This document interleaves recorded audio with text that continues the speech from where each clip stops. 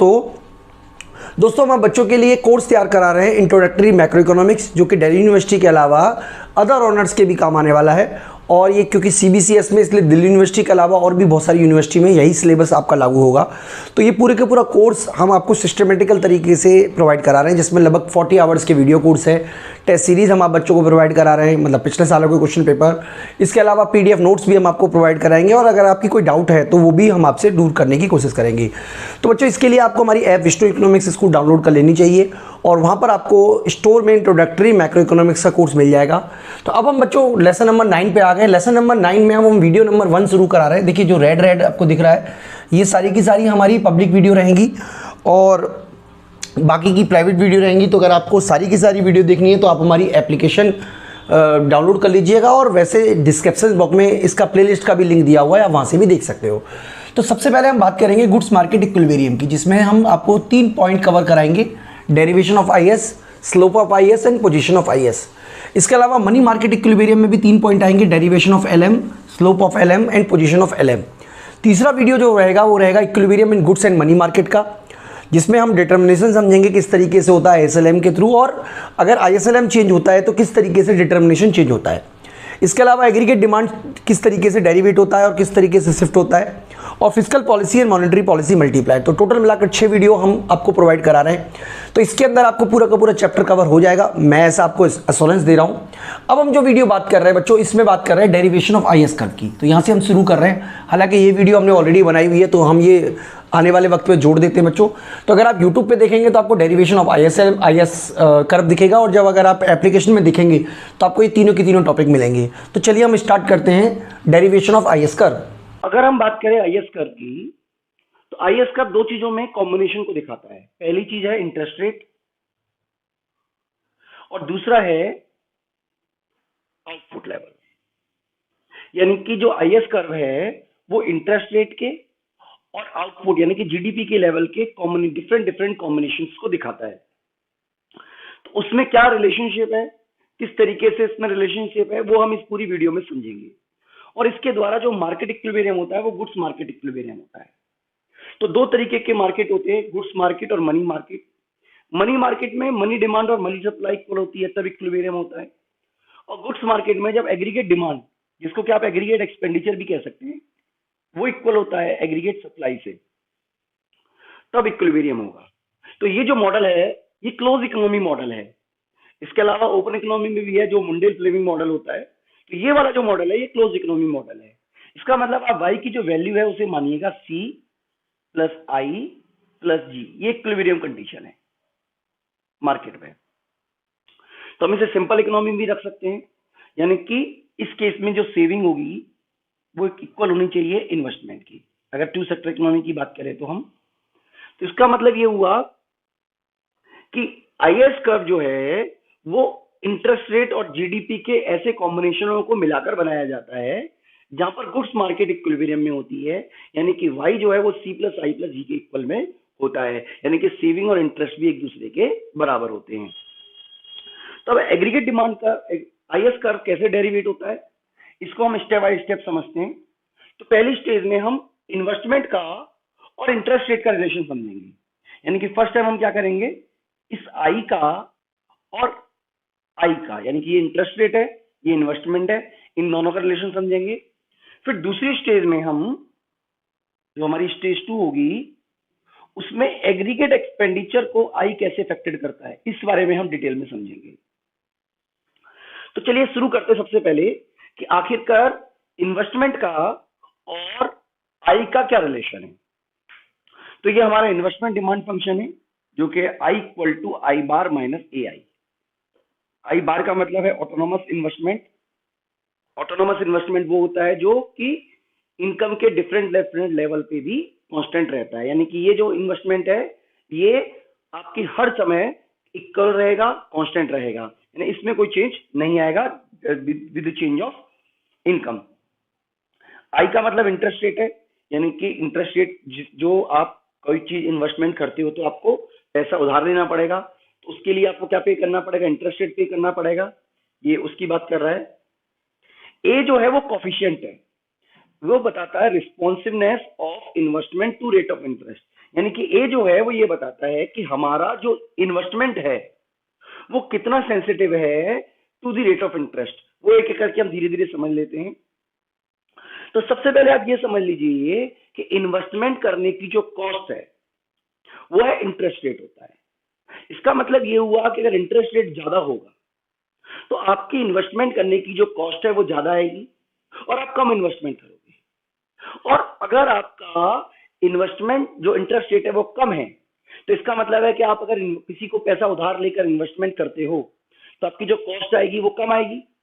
तो कम कॉस्ट आएगी तो आप ज्यादा इन्वेस्टमेंट करोगे। इसका मतलब सिंपल अगर हम समझें तो इंटरेस्ट रेट का, अगर इंटरेस्ट रेट गिरती है तो जो इन्वेस्टमेंट डिमांड है वो ज्यादा आएगी और अगर इंटरेस्ट रेट जो है वो बढ़ता है तो इन्वेस्टमेंट डिमांड जो है वो कम हो जाएगी। अब हम इसको अगर इक्वेशन के थ्रू समझें, जो हमने इक्वेशन प्रूव की है, तो मान लीजिए चलिए हमारा ऑटोनोमस इन्वेस्टमेंट 1000 है और जो रिस्पॉन्सिवनेस है वो हम मान लेते हैं 50 है और जो रेट ऑफ इंटरेस्ट है वो 10% है, 10 लिख देते हैं यहाँ पे। तो जो आंसर आएगा इन्वेस्टमेंट का, it will be equal to 500, क्योंकि 500 माइनस कर दिया।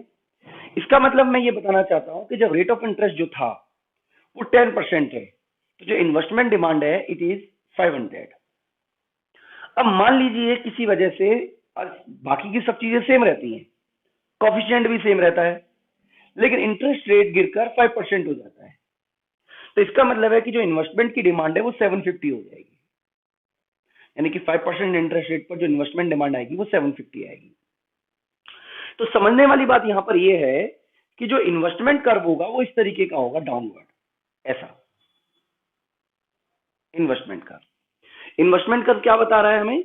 इन्वेस्टमेंट कर्व हमें ये डाउनवर्ड हमें ये बताता है इन्वेस्टमेंट कर्व कि अगर इंटरेस्ट रेट आपका I0 है तो आप कितना इन्वेस्टमेंट कर रहे हो, मान लो I0। जैसे इंटरेस्ट रेट बढ़ेगा आप इन्वेस्टमेंट डिमांड को कम कर दोगे। यानी कि इंटरेस्ट रेट में और इन्वेस्टमेंट डिमांड में नेगेटिव रिलेशन है, ये इन्वेस्टमेंट डिमांड कर्व हमें बताता है। अगर हम इसके स्लोप की बात करें, यानी कि हम बात करें इन्वेस्टमेंट के स्लोप की, इस आई के स्लोप की, तो इसका स्लोप जो है वो डिपेंड करता है इस ए पर। ए मतलब responsiveness of investment to rate of interest. अगर हमारा ए हाई होगा तो इन्वेस्टमेंट कर्व इस तरीके का होगा। ये कब होगा? जब ए हाई होगा। ए हाई का मतलब है लेस स्लो।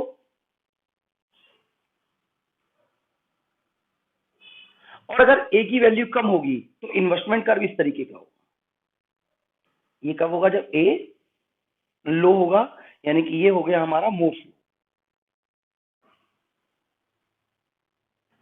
तो इन्वेस्टमेंट का जो कर्व है, यानी कि इन्वेस्टमेंट का कर्व है, उसका स्लोप कितना होगा, उसका ढाल कितना होगा, ये इस ए पे डिपेंड करता है। देखिए समझने की कोशिश कीजिएगा प्लीज कि अगर ये 60 हो जाता है, मान लीजिए ये 60 हो जाता है, सब 60 हो जाता है ये स्लोप,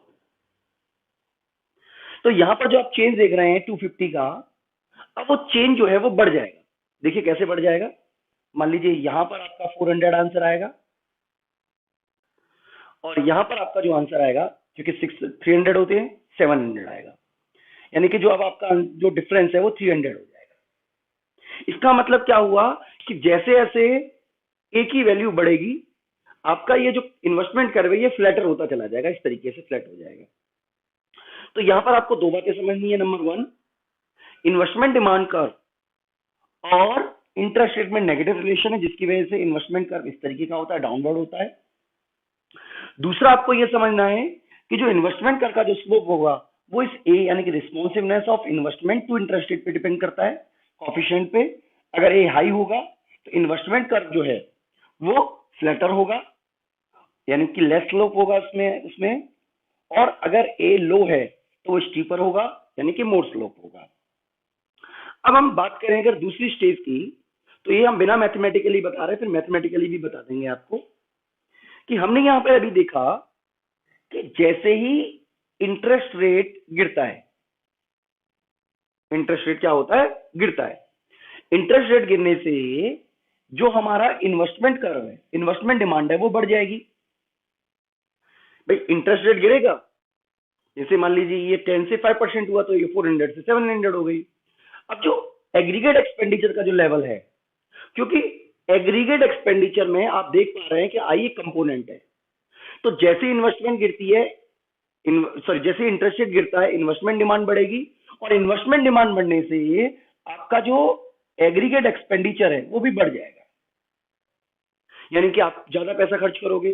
जब एग्रीगेट एक्सपेंडिचर बढ़ जाएगा तो जो जीडीपी का लेवल है वो भी बढ़ जाएगा। इसका मतलब क्या हुआ कि अगर आपका लोअर इंटरेस्ट रेट है तो आपको हायर जीडीपी का लेवल मिलेगा, और इसी तरीके से अगर हमारा इंटरेस्ट रेट गिर जाता है, बढ़ जाता है, तो इन्वेस्टमेंट डिमांड गिर जाएगी, इन्वेस्टमेंट डिमांड गिरने से एग्रीगेट एक्सपेंडिचर गिर जाएगा, और एग्रीगेट एक्सपेंडिचर गिरने से जीडीपी का लेवल भी गिर जाएगा। इसको क्या हम डायग्राम से भी समझेंगे। तो फिलहाल आप ये समझ लीजिए कि इन्वेस्टमेंट डिमांड बढ़ने से जो जीडीपी का लेवल है वो गिर जाएगा, और जीडीपी का लेवल गिरने से अब आप देख पा रहे हैं कि हायर इंटरेस्ट रेट पर, सॉरी लोअर इंटरेस्ट रेट पर हायर जीडीपी का लेवल मिलेगा, और हायर इंटरेस्ट रेट पर लोअर जीडीपी का लेवल मिलेगा।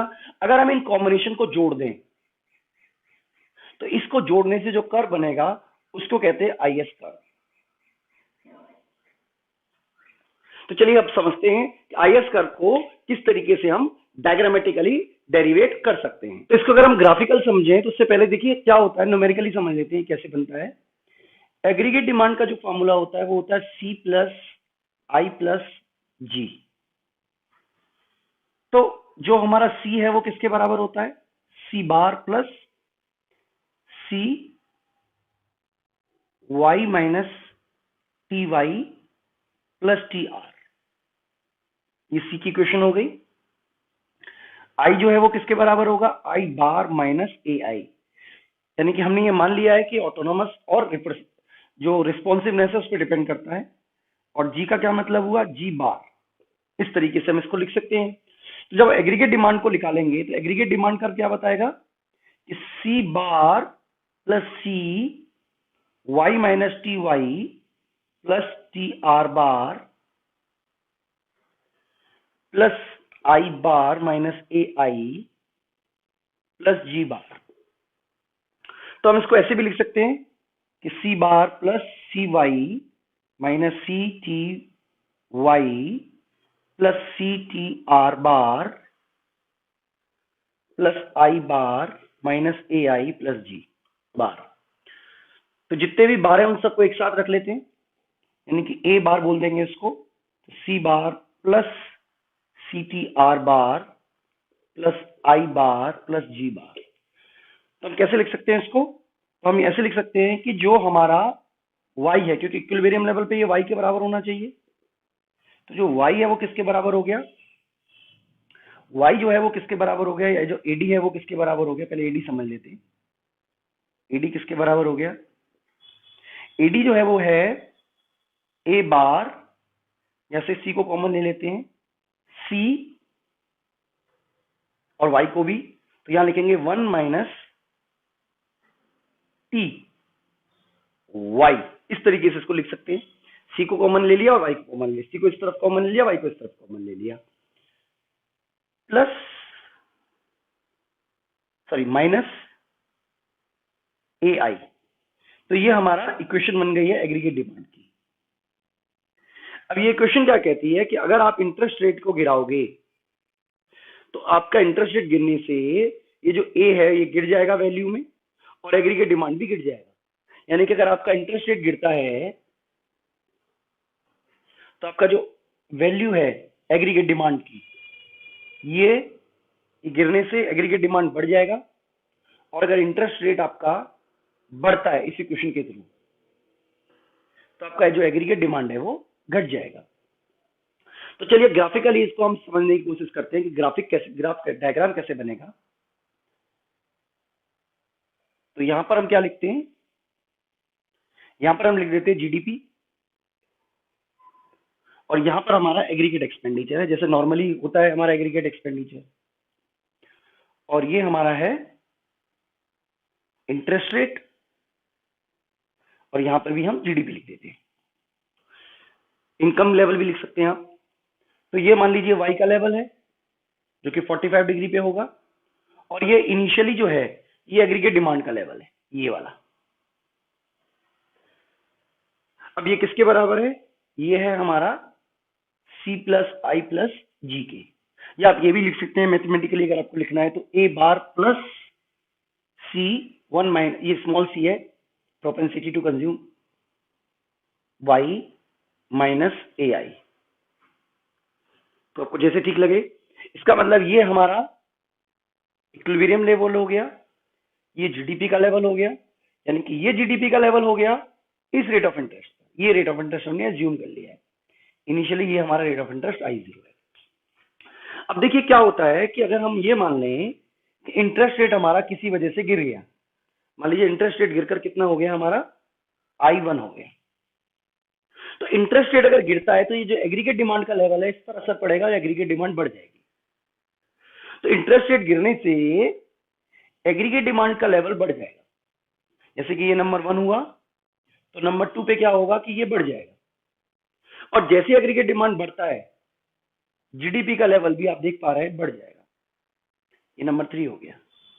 यानी कि ये डायग्राम बता रहा है कि इंटरेस्ट रेट गिरने से इन्वेस्टमेंट डिमांड बढ़ेगी, इन्वेस्टमेंट डिमांड बढ़ने से एग्रीगेट डिमांड का बढ़ जाएगा, और इससे क्या होगा कि जो जीडीपी का लेवल है वो बढ़ जाएगा, यानी कि बढ़ा हुआ जीडीपी का लेवल मिलेगा लोअर इंटरेस्ट रेट पर। तो ये पॉइंट है हमारा ए, ये है बी। अब आप देखिए इस पॉइंट पे भी aggregate demand equal to aggregate supply है, और इस पॉइंट पे भी aggregate demand equal to aggregate supply है। अगर इसी तरीके से हम ये समझें कि अगर हम इंटरेस्ट रेट को बढ़ा देते हैं, मान लीजिए इंटरेस्ट रेट बढ़कर I2 हो जाता है, तो इंटरेस्ट रेट बढ़ने से एग्रीगेट डिमांड का लेवल घट जाएगा, और घटकर ये वाला पॉइंट आ जाएगा हमारे को, ये वाला पॉइंट मिल गया है जिसे आप कहते हैं Y2। Y1 हो गया, ये Y2 हो गया, तो इसको बोल देते C। तो ये डायग्राम बता रहा है कि अगर आपका इंटरेस्ट का लेवल बढ़ता है, इंटरेस्ट रेट ऑफ इंटरेस्ट बढ़ता है, तो आपका इन्वेस्टमेंट डिमांड घटेगी जिससे एग्रीगेट डिमांड घट जाएगा और जीडीपी का लेवल घटकर Y2 हो जाएगा। तो अगर हम इनको जोड़ दें तो जो कर्व डेरिवेट होगा इसको बोलते हैं IS कर्व।